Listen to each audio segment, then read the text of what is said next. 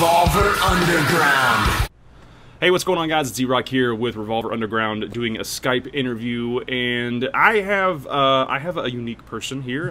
As you can kind of see, it's a little bit darker interview today. It's going to be a little bit, you know what? I don't know. I don't even know if I want to say that because it's not necessarily darker. It's just different. You're my style. I know I don't have all the cool stuff on, but you're more my style. I'm here with Kyle from Mortified Mortician, man. What's going on? Not much, man. How you doing? Dude, I'm doing well. It's just hanging out here in LA and enjoying the weather, and just went to the beach yesterday, so it's all good, excellent, man. Excellent, man. Well, tell me a little bit about what's going on with Mortified Mortician right now. Well, as of now, we're preparing for a tour with the almighty Wednesday 13. Nice. Very excited about that. He's been one of my favorite artists since I was a kid, dude. I've idolized that guy. Yeah. Rock and roll. Sorry. So, yeah, we're preparing for that. We have a show this Friday in Oregon, where we're from, to kind of launch it a little bit, you know, kind of test the waters, you know, and things like that. So right now, just kind of in game mode, rehearsals like crazy. So yeah, rock and roll. Because I heard that kind of just came up on you, that whole opportunity. It did, man. It came out of nowhere. Like,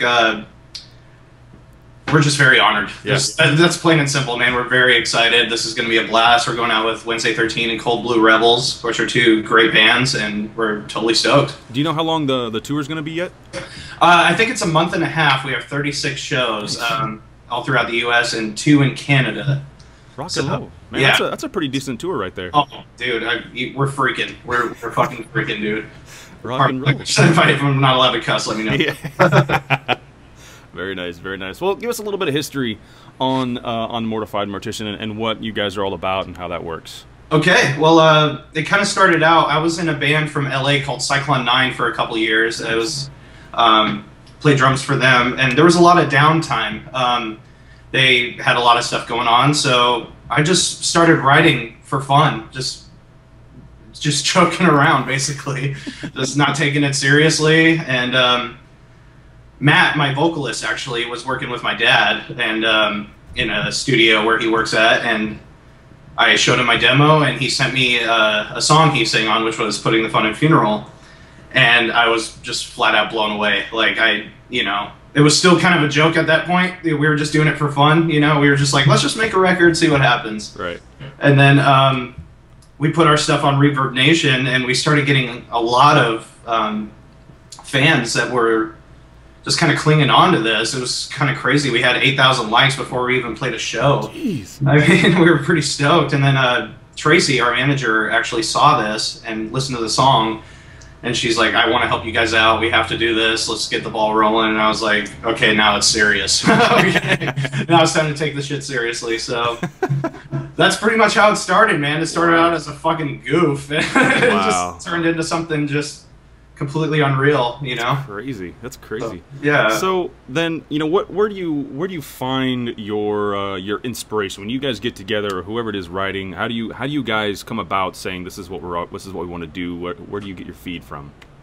Honestly, it just kind of came out of nowhere, man. It just happened. This is who we are. This is the kind of shit we've been wanting to do since we were kids. You know, the whole theatric, like, horror themed kind of vibe. You know, it just kind of came naturally. We don't necessarily have a process, if we were to call it a process. I write the songs and I give them to Matt, and I come up with song titles to kind of give him a little inspiration. He writes all the lyrics and kind of produces it in a way, actually makes it, you know, sound better and arranges stuff a little differently, and there it is. Yeah. You know what I mean? It's simple as that. Like, rock and roll. Yeah. So what's a good writing environment for you guys? How does that look? Well, I don't know, man. It's just, we're obnoxious, so I mean, it's just kind of, we're just goofing off and having fun and just having fun with it. You know? It's not. It's what it's all about, right? Yeah, absolutely, absolutely, man. That's the thing. If you stop having fun at this, then you need to just stop, because it's done and it's over. Period. And, you know, that's the same thing. That's why I keep doing what I'm doing with the show and with my music too. If it ever starts to not be fun, that's when you know you got to stop. Yeah, man. you just got to get out. There way too many times. Yep. So. Yep. I finally found a home, and I'm really proud of it. Yeah, so. that's awesome. It's a really good feeling when that happens. You know, I've been in a couple bands like that, and that's one of the things that just keeps you going, is that you know that those 3, 4, or 5 other people next to you are in the same mindset as you are, and you know that just simply helps you go that much further and that much. Oh man, our guys are family. You know, we're brothers. Like, actually, my dad's the drummer. He plays with us every now and again when he's not touring with Journey. So they'll bust in every now and then, and it's fucking great, man. It's a great experience. It's just, I'm just happy to be here. That was the best segue I've ever had, because that was the next question I was going to go to, or the next thing I was going to talk about is. Excellent. You know, okay, so growing up in that situation, you know, you've always been around music. Sorry, I got ice cubes in my mouth. I didn't really think that part through. I'm just smoking cigarettes, dude, like a motherfucker. Yeah. Just do whatever you can. Yeah, I wanted an ice cube. I didn't even think it through, but whatever, it's fine. Within my interviews, I can do whatever I want, right? They're delicious. So so when you're going through this, you know, this whole situation, he's been in Journey for like what, 10 years now, something like that? Close to 15, man. 15 now? Yeah, he joined in '98, I believe. Wow.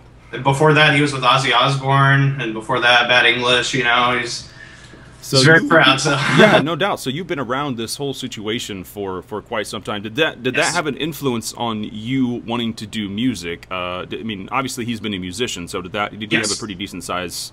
Oh my God, you have no idea. Yeah. No idea, man. He is the #1 person I look up to, dude. He is a god to me, and he's my best friend. So then he's my dad. It's great. Now I saw a video of you doing some drum action with Journey. You went. I think it was in Florida or something like that, wasn't it? Yes, it was. Yes. Yeah, back last year, 2012. Yes, that was right before I got married. Like, wow. Yeah. Wow. So okay, so you're on stage with. You know, with this band that has a history, a ridiculous history, of jam-packed full of amazingness. Yeah. And what was the conversation like? Hey, do you want to drum for these guys? Well, I mean, how did that come about? Well, it was actually that was my bachelor party, believe it or not. Oh, doing that, and my dad's, you know what? Bachelor party ever. Yeah, no kidding, dude. My dad was like, you know what? Why don't we get you to come up and play a Journey song? And I was like, okay, sure. You know, it was a great experience, man. That's something I'll never forget. That was so just enlightening and just awesome. Was it? I mean, were you a little bit nervous when you went up there? I fucking blacked out, dude. I don't remember the whole process. I know Journey songs like the back of my hand. I've watched my dad play those songs for years, right. So I mean, it was natural. You know, I just tried to do the best I could, and. Yeah, it was nerve-wracking, man. There's 15 to 17,000 people that night, and I remember getting on. I don't remember playing, and I remember getting off. Like, I blacked out the whole time, man. It was insane. So what was the prep for that? How long did you have to prep? I know you just said that you've played these songs so many or heard them so many times. I mean, the only prepping I had, man, was honestly like learning the ending and the ring out, like how they have a kind of special ring out for each song, you know, and that's the only thing I really had to learn. Everything was just like the record, so man, it's pretty easy. I mean, I just got up there and did it. That's freaking crazy, though, man. Dude, it blew my mind. I'm so humbled by that. That was the coolest experience ever. Wow, wow. I can't even imagine. Like, you know, I've been side by side with some pretty decent rock stars, but never had I ever had a chance to just simply be on stage and play with. I mean, that just. It was weird, dude. It was awesome. It was just nuts. So, hearing a roar of a crowd like that is so much adrenaline. It's nuts. Would you say that's addicting now? That might be one of your new addictions? Because, I mean, for me, being in front of 500 people is amazing. And being in front of 15,000 or whatever it was. And in front of 15 people, I still get nervous. I've always gotten nervous, you know? That's just all that adrenaline that kind of kicks in, and you just go into fucking autopilot. All right, so I know you said you blacked out a little bit, but what?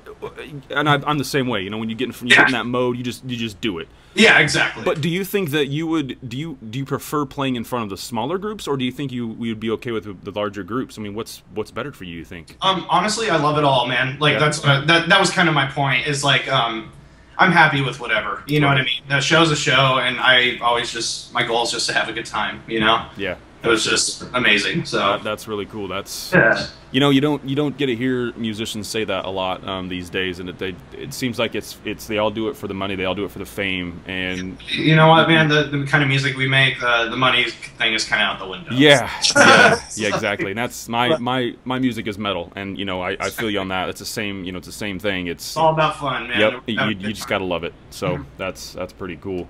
Well, you know, there's man, there's so many things that you guys are about ready to do. It's just, you know, it's gonna be.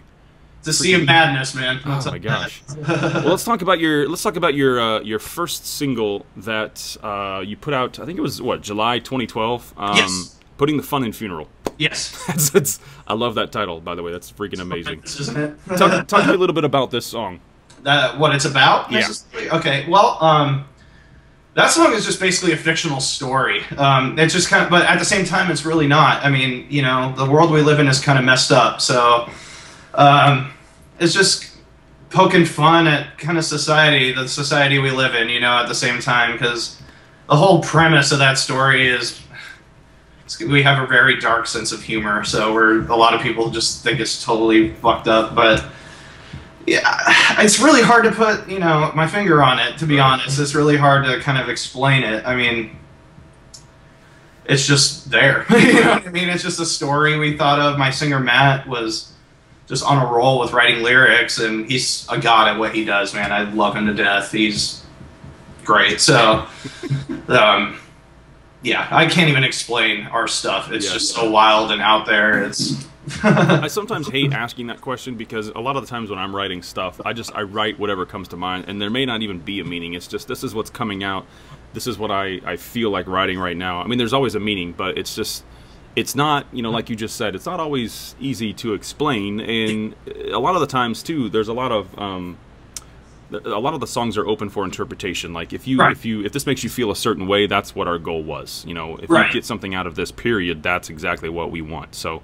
Yeah, exactly. And I get that too, and that's, you know, that's how it is. So I mean, all of our songs on our new record that should be coming out next year are pretty much based around just this one story. You know, almost it's like almost a concept. I don't want to call it that, you know, because everything's different. But yeah, it's all just one big, you know, fucked up story. You know, it's like, I can't even explain it, man. It's just weird and wild. So. Yeah. Well, speaking of your next album, this is going to be your first full length debut album, correct?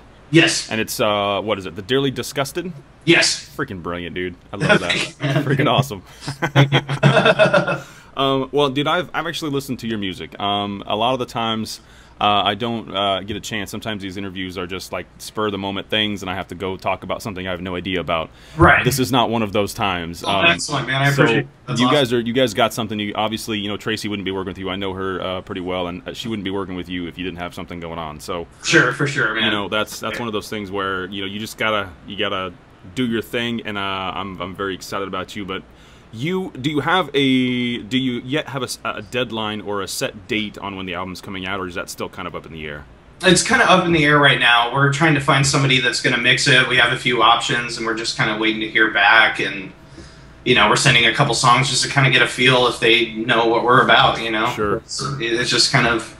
It's a touchy thing, you know. Our first impressions are everything. So and I think that's the hardest thing too, is finding a producer, finding an engineer, finding all those people that work well with you. I mean, because you know, back in the day when you signed on to a label, you worked with the people that whoever the label was working with is who you worked with. Yes. And nowadays, you can pretty much a la carte all of everything, anything in the music industry.